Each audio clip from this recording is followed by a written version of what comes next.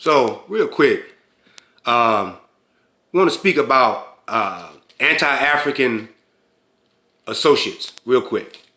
Many people don't know they have anti-African associates or family members. So I want to speak on, give a general, quick little outline on how to draw it out of them even. One of the ways you could do it is ask them directly stuff like, what do you feel about interracial relationships? Kata Wakata. Kata Wakata is Kibantu, or so-called Swahili, for et cetera, et cetera. Now, most of the Gunlodo Nubetal that's watching this, they've been around me or talked to me enough. They know know little methods now, and they probably created methods of their own. So, but this is reaffirmation. Gunlodo Nubetal, for those that's watching this, Gunlodo is the name of our monarchy. Betal means a true human being. Gunlodo Nubetal is to say that this person is a family citizen of Gunlodo. We don't have members in a monarchy. Gunlodo is the monarchy that I am the Axosu of, or the supreme monarch of. I don't think this is sunk into some of my friends out there, some that may even watch this. That's okay, we still cool. Maybe it'll sink into you if I was Sir Roth or somebody. If I had gotten some kind of the old bag of Britain, old bag of England, the Queen of England, if she'd have pinned some kind of little thing on me and said I was a knight and I was Sir Jonathan or somebody, or Sir, I don't know. Maybe that'll be big news in Mobile, Alabama. Anyway, so for instance, with this coronavirus, right? We made a statement yesterday. Staying away from minimum contact with white people is it's almost like a not an immunity, but we notice that it's mostly crackers getting this virus, right? So we are not really getting it because we're not traveling in those areas, really. So it shows me that we still keep to ourselves as African people, whether consciously or subconsciously. So, but an anti-African associate responds by sending a link saying that they're preparing for the coronavirus in Nigeria. Preparing for 110 cases out of 1 billion people. Most of them, 59 of them, maybe 61, are in Egypt. My statement was, staying from around white folks, non-Africans, gives you a better chance. Egypt is not African. Just because it's on the continent, it's not African. That's an Arab place. Those are crackers. So that's how you know you got an anti-African associate. Now, most of you will want to know how to do these things and know how to look for these things because you want to remove anti-African associates from around you. This is why I made this little video. So bring up something like that, what I said about, hey, you notice this stuff is hitting them but white folks. And if your associate, your friend, your family member makes these special efforts to try to find black victims, you got an anti-African in your midst. You may want to, whatever you want to do about it, put it like that. Do stuff like say cracker for no reason. In an average conversation, when I'm talking to other Africans with sense, I don't use cracker really that much. Not much as I would with somebody that's a black American, because I'm trying to see their reaction.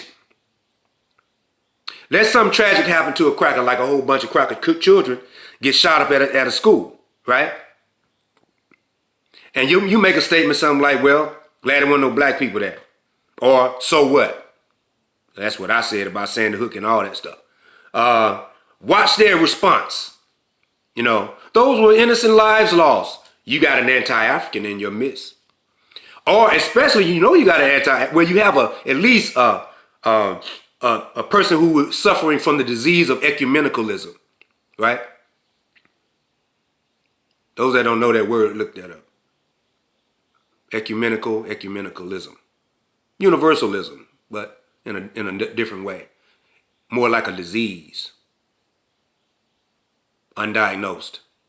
So anyway, if you see, well, how you know they're anti-African for sure, and more than just suffering from the disease of ecumenicalism, they respond with all the bad stuff that black people are doing. And the thing about it, they're not gonna just, that's an in-house situation. Supposed to be. They're not gonna just say to you, they'll do to Bill Cosby. Like how he went out there and talked about all these African parents that ain't doing this, ain't doing that, while he's dropping date rape drugs in people's white women's I guess it was their drinks, their cocktails or whatever. That's another example. Like, well, I'm like, ain't no black women, and the couple of black women that did show up is house niggas anyway. So what? Drug them up. We done killed several birds with one stone. Drug them up, sent his sick house nigga self to jail, prison. The anti-African is gonna respond with, oh, those are innocent women, whatever. It wasn't nothing innocent about none of them women. We still don't even know how this person got convicted. Very strange on the evidence thing, but that's another story. We remember there was a tsunami or some earthquake or something hit Japan some years ago. And we was talking to this woman. She's supposed to be a priestess, using that term generally because some people that's watching this would know it's not all that necessary to go into specific terms. She was an Nephi. I went on and did it anyway. And that's a female who's initiated to Ifa. She had nerve enough to hit me up talking about how much it was a tragedy that the Japanese, this happened to the Japanese. Now, I wasn't finna go and make a campaign and be on video and on, I think we had MySpace or Facebook, whatever it was, and be like, yeah, the Japanese, millions of Japanese died. I was like, so what? So what? What about the great floods that happened in Benin? Nobody ever talks about that. Several of the kingmakers that made me king in Dallas, Texas, made me a Hosu. In Dallas, Texas, they were from Benin. They went back to Benin that year. We were crowned in 2010. 2011 is when that big flood happened in Benin. I found out maybe 2 years later after that, oh yes, they passed in the flood. Nobody talked about that. Nobody got up in arms about that. I'm talking about Negroes that's in the culture. So, but this whole thing is to develop means or have a different ear to recognize the anti-African people in your midst, because anti-African people, why is this so important, they may say? Anti-African people are dangerous. At the end of the day, you may have grown up with them. But at the end of the day, you better believe they mean what they say when they say they have love. They might not have love like they say they do, but they will be obstacles in the way of you trying to take out the house Negroes and non-Africans that need to be removed from our sacred and sovereign spaces. They are in the way. They're the reason that a bunch of white people in African traditions now. But pay attention, start asking them stuff. Sometimes just ask them directly, because I've been around people's friends, right? And the person I'm friends with, they're more African-centered than their friends. So their friends come around and they say some crazy stuff out their mouth. And I hear I remember a lady in Jackson, Mississippi was like, I've been knowing her 30 years and 35 years, I think she said. I didn't know she was like that. I said, yeah, it only took me 5 minutes of talking to that woman. You didn't think to ask that woman. You could ask that woman directly what she think about interracial relationship. Would she be involved? When you meet a woman or a man, don't get caught up in the fact that his last girlfriend, her last boyfriend or husband, whatever, wife, in the case of a man, or last two boyfriends, or all of them were African. Don't get caught up in that. Ask them directly. And you got to ask them in a way that doesn't jolt them. It's casual. You got to casually put it in, because sometimes these people try to say to you what what they think you want to hear. You know, so you kind of slide it in a little way. What you might sometimes you might have to bite the bullet, and because you might be kind of a little skeptical, about the asking a direct question, even if it's a sly way or not. So you might have to bite the bullet and say, that's a cute couple right there, ain't it? Interracial couple. See what they say. And log that, I know that's a deceitful way, but the Black American can be very tricky. The anti-African Black American can be very, very tricky. You got to watch them. So sometimes you got to use that kind of method to get the real deal out of them. Other than that, they're going to tell you what you want to hear. But even in that, though, if you're attuned to your Ori, your spiritual self, eventually, even if they tell you what you want to hear that day, it's going to come out. One of the best things you could do is share, if they drink, share drinks with them and and then it really comes out of them. Seriously. Pay attention to them when let's say you're watching a movie. Pay attention how they react to half-clad or no clad white women and white men on the TV screen in a movie or something like that. Pay attention to that.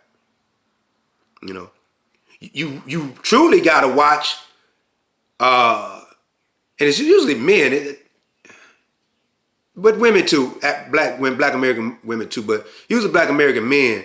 They'll say they don't date a white woman, right? But they'll talk about how fine a white woman is, or she fine to be white, he cute to be white. That you ain't throwing me off with that. You just said you was attracted to a cracker. That's what I heard. Your words said he cute to be white and blah blah. Your words registered in a maroon's Ori said, I am attracted to crackers. And 9 times out of 10, that person has not been with a cracker. The one got all their boyfriends and all, we're black. But think white people are attractive, non-Africans are attractive. 9 times out of 10, the only reason you never saw them with one, or they never been with one, because they didn't think white people would date them. They didn't think Japanese girl would date them. They didn't think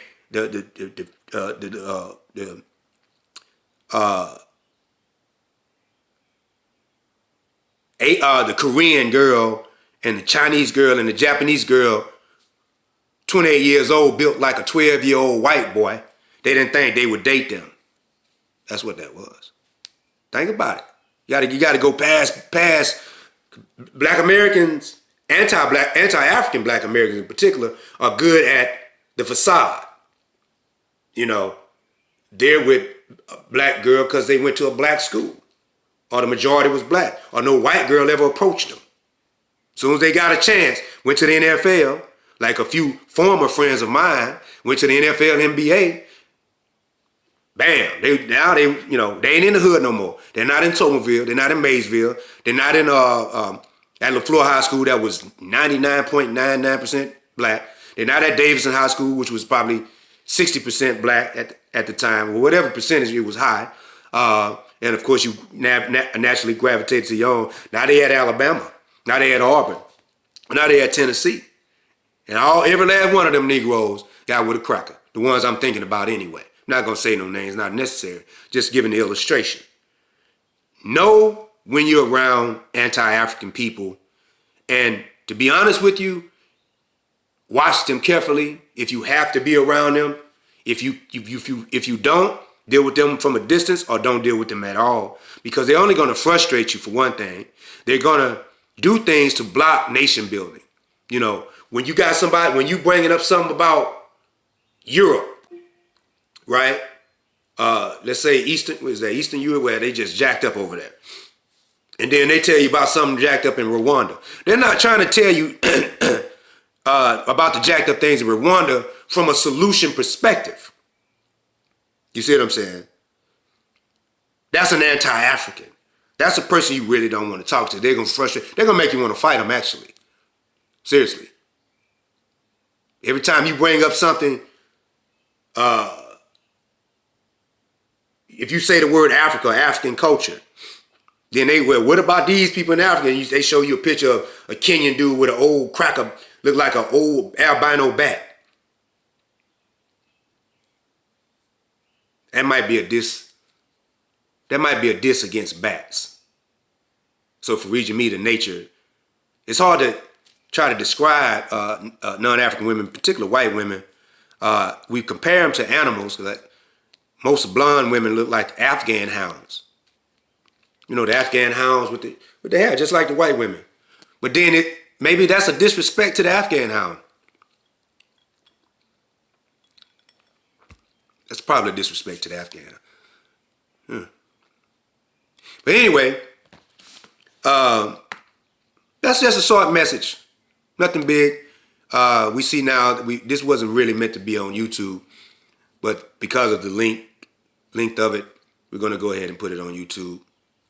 So we will introduce ourselves. We are Axosu Agelogbagan, Agbovi the first. Axosu means a male monarch in the Ajai culture of West Africa. Ajai culture primarily focuses in the extreme south west of Nigeria, all of Benin, all of Togo, and many parts of southern to mid Ghana. It's a nice little stretch for that culture. They number probably about 25 million people there. Then, due to the so-called slave trade, we had many to come to Haiti, Brazil, and of course North America, even Venezuela, Mexico. So if we add up all the Ajai people who have Ajai descent in the world, we probably got 150 million people. No, probably about 250 million, because Brazil has a big number of them, and they still practice Ajai customs. They call it candomblé. Its original name was Vodun. It is Vodun. They call it candomblé. Never got at the root of the word candomblé. In Brazil, this is where they worship the African deities and their African ancestors. Many people are taking DNA tests. Let's assume the ones that happen to be right, because we had a problem with that DNA thing. Finding out that their people are from Benin. That's Ajai culture. This is the culture that we at Gunlodo represent. We encourage people to not, to really, look into Ajai culture. The most popular and the most numerous of the ethnic groups that make up the Ajai are the phone people. So you just type in phone people and you'll start getting some stuff. A lot of it's going to be in French. We have written many books on the culture at restorationhealing.com. You can find our books. Our monarchy site is under construction, but that site is newafricanvodun.com. Newafricanvodun.com. African spelled with the K. Vodun is V as in victory, O, D as in dog, U, N as in Nancy. So yeah, this is the culture that is our way of life. This is the culture that we use to develop a sovereign plan called the Quilombo Paradigm. We have a book by that name, but the Quilombo Paradigm is what we do. It's a way of life. So yes, we encourage those watching this video to really study Dahomey. That was the empire that most people know of. That was where the last, from the city of Ouida in Dahomey, that's where the last so-called slave ship, the Clotilda, left in 1860 with 129 Africans. They keep fluctuating with the numbers. Definitely was over 110. And it landed in Mobile, Alabama, our hometown, my hometown. Sad to say that people in Mobile haven't made the connection between what I've done historically, becoming the first Axosu outside of Benin, that comes from that culture that the people on the Clotilda were from. That's not an irony. That's not happenstance. Though my people did not come off the Clotilda. My people came 40-something years before, 38 years before the Clotilda. So, but I don't. So just to be clear, I'm not a descendant of the Clotilda, of the people that were on the Clotilda rather.